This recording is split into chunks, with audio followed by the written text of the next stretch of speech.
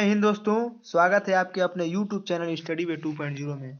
तो इससे पीछे हम लोग पढ़ रहे हैं रुक्मिणी प्रकाशन का स्टैटिक जीके का बुक का सेट। तो आप लोग कमेंट बॉक्स में हमें कुछ लोगों का कमेंट आया था कि यूथ के जीके का भी सेट लाया जाए, तो हम उसका प्रयास करेंगे। लेकिन आप लोग कमेंट बॉक्स में कमेंट करके ज़रूर बताइए कि ये सेट आप लोग को कैसा लग रहा है, जो कि केवल 10 मिनट में ही आपको सारे एक सेट का सारा क्वेश्चन बताया जा रहा है। तो चलिए बिना देर करते हुए बढ़ते हैं आज के सेट नंबर 4 के पहले क्वेश्चन की तरफ। तो क्वेश्चन है फ्रेंड, पाकिस्तान के हकीकत पुस्तक के लेखक कौन है? तो पाकिस्तान के हकीकत पुस्तक के लेखक हैं सतीश वर्मा। इस प्रश्न का आंसर हो जाएगा ऑप्शन नंबर ए।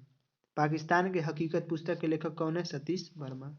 पाकिस्तान के हकीकत पुस्तक के लेखक कौन है? सतीश वर्मा। सेकेंड क्वेश्चन है, सुमेलित कीजिए। तिथि दिया हुआ है और दिवस दिया हुआ है, इससे हमको मिलान करना है। तो देखिए पहला ऑप्शन 26 जनवरी। 26 जनवरी को भारत का गणतंत्र दिवस होता है, बिल्कुल सही है। दूसरा है 30 जनवरी। 30 जनवरी को महात्मा गांधी की मृत्यु हो गई थी, उन्हीं के उपलक्ष्य में हम शहीद दिवस मनाते हैं, ये भी बिल्कुल सही है। तो अब अगर किसी बच्चे को अगर एक या दो समझ में आ जाता है तो ऑप्शन का भी सहारा ले सकते हैं। अब देख लेते हैं कि ए का 1 और बी का 2 किस में दिया हुआ है। देखिए ऑप्शन नंबर ए में दिया हुआ है ए का 1 बी का 2, यानी कि 1 फरवरी को तटरक्षक दिवस और 4 फरवरी को विश्व कैंसर दिवस। इस तरह से आप लोग आसानी से शॉर्ट ट्रिक भी कर सकते हैं, इसको सवाल बनाने का होता है। इसलिए सेकंड प्रश्न का आंसर हो जाएगा ऑप्शन नंबर ए। 26 जनवरी भारत का गणतंत्र दिवस, 30 जनवरी शहीद दिवस, 1 फरवरी तटरक्षक दिवस, 4 फरवरी विश्व कैंसर दिवस।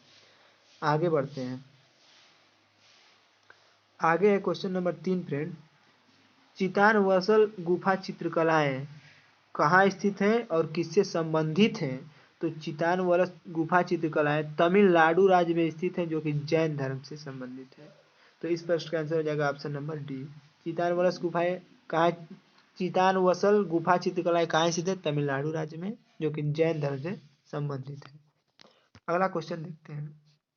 क्वेश्चन नंबर 4, ये भी सुमेलित कीजिए है, यानी कि मिलान करना है कौन कौन है। तो देखिए इसमें टेनिस खिलाड़ी के नाम दिया है और वो किस देश से संबंध रखते हैं, इसके बारे में हमको मिलान करना है। देखिए पहला नाम है Justin Henin Harden. Justin Henin Harden जो है कि बेल्जियम के टेनिस खिलाड़ी हैं, और किम क्लिस्टर्स भी बेल्जियम के ही टेनिस खिलाड़ी हैं। ऐसा कई बार पूछ देता है कि एक मतलब कि दो का एक ही आंसर रहता है, और कन्फ्यूजन करने के लिए पूछ देता है, तो हमें कन्फ्यूजन नहीं होना है, हमको याद रखना है। और टिम हैनमैन, टिम हैनमैन जो है कि इंग्लैंड के टेनिस खिलाड़ी हैं। और एंडी रॉड्रिक कहाँ के हैं? तो अमेरिका के हैं। यूएस, यूनाइटेड नेशन, इसको अमेरिका बोला जाता है। तो अब देख लेते हैं, पहला का भी 1, दूसरा का भी 1, तीसरा का 2 और चौथा का 4 किस ऑप्शन में दिया हुआ है? तो ऑप्शन नंबर 3 में दिया हुआ है, सी में। तो इस प्रश्न का आंसर हो जाएगा ऑप्शन नंबर सी। चलिए आगे बढ़ते हैं क्वेश्चन नंबर 5 की तरफ। क्वेश्चन नंबर 5 है फ्रेंड, भारत के पड़ोस में घोड़े की नाल जैसे आकार वाले मूंगे का द्वीप समूह है, कौन है? तो भारत के पड़ोस में अरब सागर में स्थित एक द्वीप है, जो कि अभी केंद्र शासित प्रदेश है भारत का, उसका नाम है लक्षद्वीप। और उसकी आकृति कैसी है? घोड़े की नाल के आकार जैसी है, और मूंगे का द्वीप से उसको जाना जाता है, यानी कि इस प्रश्न का आंसर हो जाएगा लक्षद्वीप। चलिए आगे बढ़ते हैं क्वेश्चन नंबर 6 की तरफ। क्वेश्चन नंबर 6 है फ्रेंड, जरांज देला राम सड़क के बारे में निम्नलिखित में से कौन सा कथन सही है? देखिए जरांज देला राम सड़क यह अफगानिस्तान में है, बिल्कुल सही है। इसे सीमा सड़क संगठन द्वारा बनाया गया है, ये भी बिल्कुल सही है। इससे अफगानिस्तान के यातायात और व्यापार में वृद्धि हुआ है। जी, अब सीमा पर है तो इससे यातायात और व्यापार में वृद्धि होगा ही। तो क्वेश्चन नंबर 6 का तीनों स्टेटमेंट सही है। देखते हैं किस ऑप्शन में दिया हुआ है। देखिए ऑप्शन नंबर सी में 1, 2 और 3 तो तीनों दिया हुआ है, इसलिए इसका 1, 2 और 3 तीनों हो जाएगा। क्वेश्चन नंबर 7 की तरफ बढ़ते हैं। 7 है, लंबी पूंछ वाले मकाक बंदर कहाँ पाए जाते हैं? देखिए लंबी पूंछ वाले मकाक बंदर शांत घाटी में पाए जाते हैं, और शांत घाटी को क्या कहते हैं? Silent valley. और साइलेंट वैली कहाँ है? केरल राज्य में स्थित है।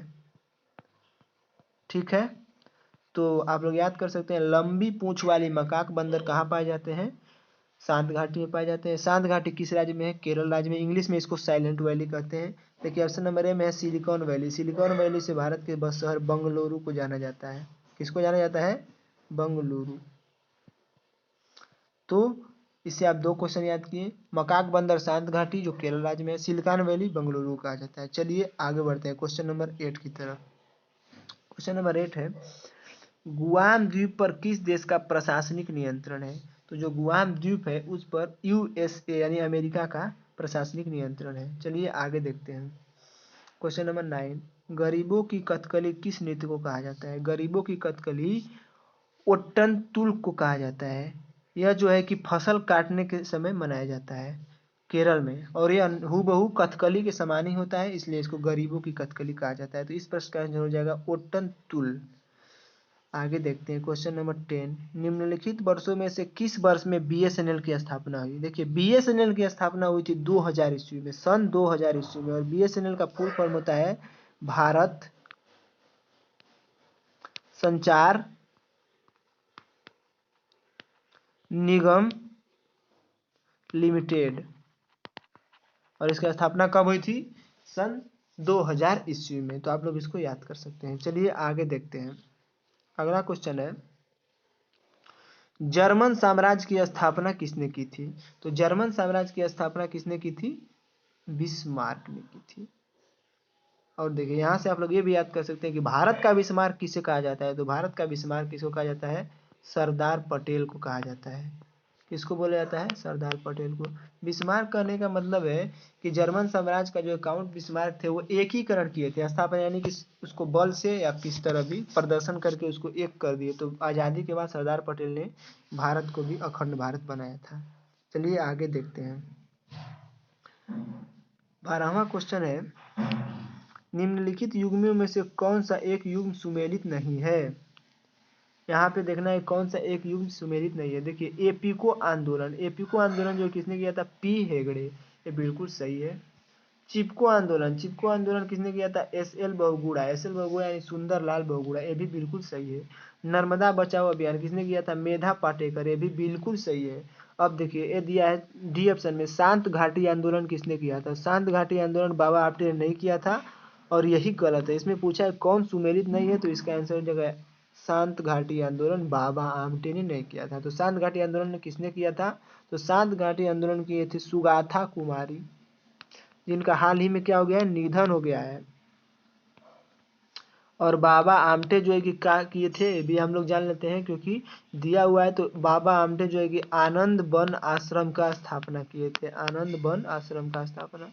और आनंद वन आश्रम कहाँ स्थित है? चंद्रपुरा में स्थित है। और चंद्रपुरा कहाँ स्थित है फ्रेंड? मध्य प्रदेश में।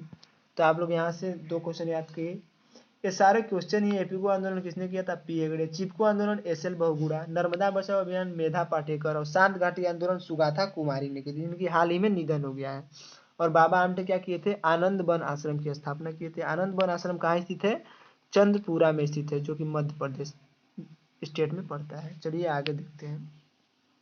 13 नंबर क्वेश्चन है, निम्नलिखित देशों में कौन सा एक आसियान का सदस्य नहीं है? आसियान कहने का मतलब है association of south east Asian nation, और इसमें 10 देश आते हैं जिसमें भारत नहीं आता है। भारत किसका सदस्य है? सार्क देश का सदस्य है। तो इसमें पूछा है आसियान देश का सदस्य नहीं है, तो नहीं है तो कौन नहीं है? भारत नहीं है। इस प्रश्न का आंसर हो जाएगा भारत। आगे देखते हैं क्वेश्चन नंबर 14, भारत भारती के लेखक कौन है? तो भारत भारती के लेखक मैथिली शरण गुप्त हैं। आप लोग से लेखक से भी क्वेश्चन पूछ सकता है, इसलिए आप लोग इसको भी याद रख सकते हैं। भारत भारती के लेखक मैथिली शरण गुप्त। क्वेश्चन नंबर 15 पे चलते हैं फ्रेंड। 15 क्वेश्चन है, धर्म की उन्नति के क्षेत्र में सराहनीय प्रयास हेतु कौन सा पुरस्कार प्रदान किया जाता है? तो धर्म की उन्नति के क्षेत्र में सराहनीय प्रयास किए रहेंगे तो आपको टेम्पल्टन पुरस्कार दिया जाएगा। कौन सा पुरस्कार? टेम्पल्टन पुरस्कार। तो धर्म की उन्नति के क्षेत्र में टेम्पल्टन पुरस्कार आप लोग याद कर सकते हैं। चलिए आगे देखते हैं। गोवा में स्थित मशहूर चर्च का नाम क्या है, जहां सेंट फ्रांसिस जेवियर का पार्थिव शरीर रखा गया है, और यह यूनेस्को की विश्व धरोहरों की सूची में भी शामिल है? तो देखिए गोवा के मशहूर चर्च का क्या नाम है? बोम जीसस का बसीलिका। क्या नाम है? बोम जीसस का बसीलिका। गोवा के मशहूर चर्च का नाम बोम जीसस का बसीलिका, जिसको आप लोग याद कर सकते हैं। चलिए आगे देखते हैं। आगे है कन्फ्यूशियस कौन था? तो कन्फ्यूशियस एक चीनी दार्शनिक था। देखते हैं किस ऑप्शन में दिया हुआ है।